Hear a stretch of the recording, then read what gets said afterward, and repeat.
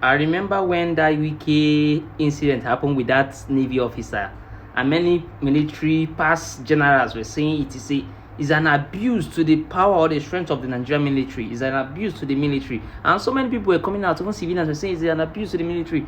I'm not saying what Wiki did is good, which I made a video and I trashed him on that. Both him and the soldier guy, I trashed the both of them because both of them were not right there. But the surprising thing is that these past generals, these old generals or the military, Nigerian military, sees it as an offense, which I am not saying they shouldn't see it as an offense, but they saw it as an offense.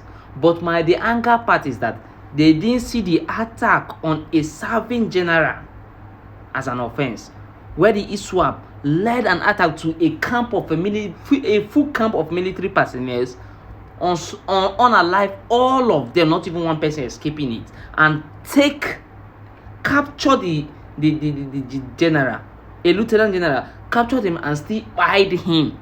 They never saw that as disrespect.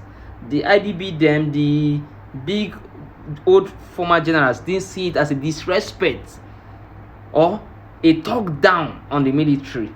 They didn't come out to talk about it, but they could talk about Wiki and talk how he should be stepped down or what. What I'm not trying to let you know is that we all know what we are doing in this country. The one that is very important, they will not talk about it. They will keep mute. But the one that is less important, that's the one because they know that's the one you will buy. That's the one you want to talk about. They will talk about it and you all will go crazy about it. A military camp was invaded by terrorists. All of them, with all the whole military there, with all their technique, their teachings, their training, were all hide. They were videoed by the terrorists like an action film. By general was taken like a goat, like it's nothing.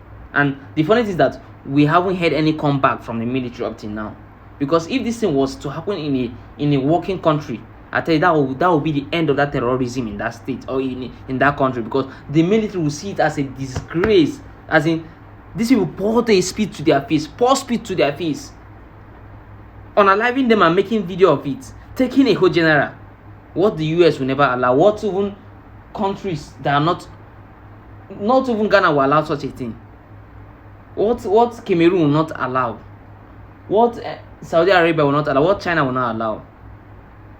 Because that shows how low our military might and strength is. If they could come to a big base, a big camp, a big military camp, buy everybody and cut away with weapons, ammunitions, vehicles, and the biggest man there, sitting general, was taking him alive, and they finally unalive him.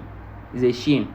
What am I trying to say? Let's always hit the nail on the head. Stop hitting all the body. We know what our problem is. Let's be focusing on our problem, not on things that are just for cruise and doesn't make sense.